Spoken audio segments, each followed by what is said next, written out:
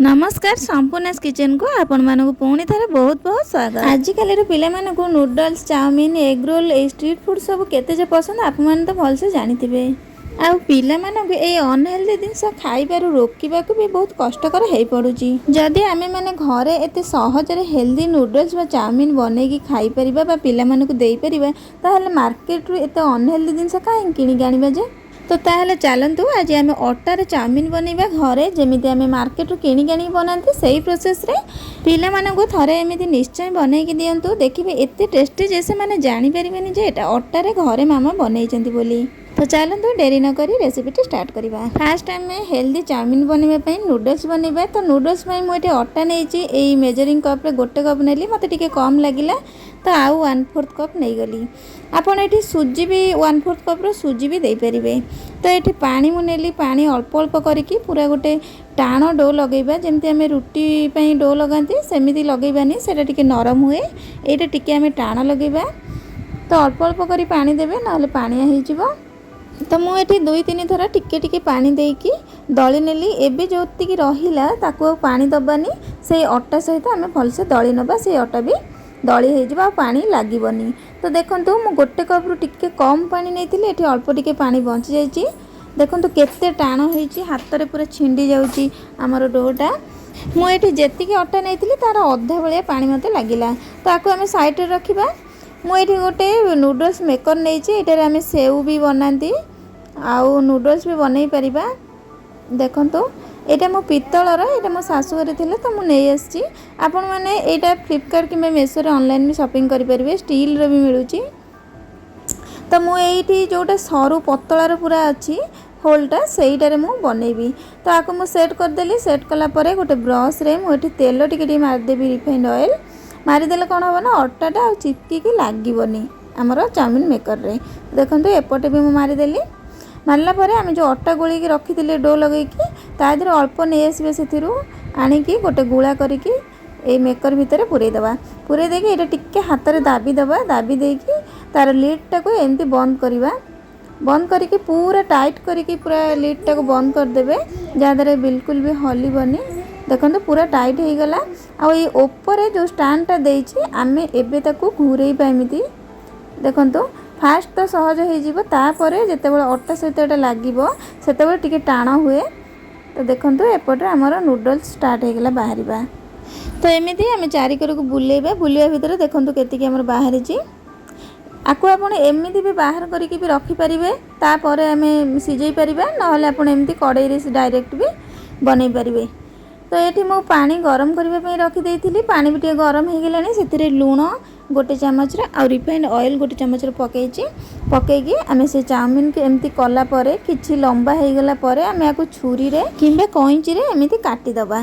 पुणी थरे मुझे आपण मानक करके देखा। देखु एमती हो गले पुणी आपको छुरी रे आपण काटिदेवे। नूडल्स मेकर रे जेतिकी अटा गोला पशि हो गला तापर आम या रखीदबा। देखो ये मोर सबू दे देछि एबे आ अटा गुला ता भीतर नाही। एबे एई भारिक जो नूडल्स हमर बनिला सीझी गला पर हम बाहर करके आउ जेतिकी थिबा बनै नबा। एठी हमर नूडल्स सब फुटी गलानी। फुटिला पर बेसी नहीं 5-7 मिनिट खंडे हम याकू सीझेइबा। सीझिला पर हम एमिति याकू छाणी नबा गोटे स्टेनर को। देखो मुझे गोटे स्टेनर रे छाणी नहीं सब जाक नूडल्स को। एबे हमें आपको 2-3 थर खंडे ठंडा पानी रे धोई नबा। तो देखो ये 2-3 थर भल से धोई नेली। धोई नहीं कि आम से नूडल्स जमी किणा नूडल्स आम तेल टिके हाथ मारिक एमती खेल नि सेमती मुझे अल्प टिके तेल हाथ में नहीं जाऊँगी जहाँद्वारा कि चिपचिपा लगभग नूडल्स सब पूरा खोला खोला रमती परस्पर सहित न लगे से लगी। तो ये देखो मुझे सबू जाक बनई नहीं। ये देखो नूडल्स आम पूरा गोटा गोटा बनई बिल्कुल भी लगिनी। एपटे गैस रे कड़ाई बसई नहीं से रिफाइंड ऑयल गोटे 1.5 चामच खंडे दे देइछि। एठी मो अदा छोट खंडे रसुण किछि आउ 2टा कंचा लंका को एमि छोट छोट काटिकी दे देली ताको टिके भाजी नबा। मते चाउमीन ने किंबा मंचूरियन ने टिके रसुण अधिक पड़ले भल लगे सेति मु टिके अधिक रसुण देछि आपण कम भी दे परिबे। टिके भाजिला परे एठी गोटे बड़ साइज रे पियाज को एमि चौड़ा चौड़ा करी काटि देइथिली। चौड़ा रे एमि सरू सरू करिके ताको भी टिके भाजी नबा। तापर आमे वेजिटेबल्स पकेइबा। तो वेजिटेबल्स रे मु एठी फाळे गाजर फाळे कैप्सिकम आउ छोट खंडे बंधाकोबी को एमती सरू सरू करी काटिथिली से सब को दे देकी एठी गोटे 2 मिनिट पे आमे याको भाजी नबा। परिबा अल्प टिके सिझी जीव, बेसी सिझीबनी किंबा बेसी कंचा भी रखिबेनी, टिके क्रंचीनेस रहले भल लागे चाउमिन ने। तो आमे टिके सिझेई नबा। एबे देखंतु वेजिटेबल्स टिके सॉफ्ट हे गेलानी। एबे एथिरे आमे गुंड मसला पकेइबा।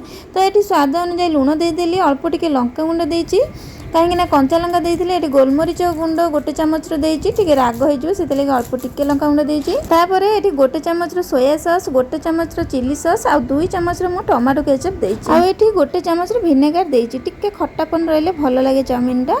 आ लूणटा भी टिके कम देखिकी देबे कहीं सॉस रे भी सब लूण थाए। तो आको आमे भल से मिसेई नबा। 10-20 सेकंड पे भल से टिके मिसेई नबा। मिसेई नै कि तापर आमे नूडल्स जो सिझे के रखिथिले ताको सब दे देबा। देखंतु एते केते गोटा गोटा हेची।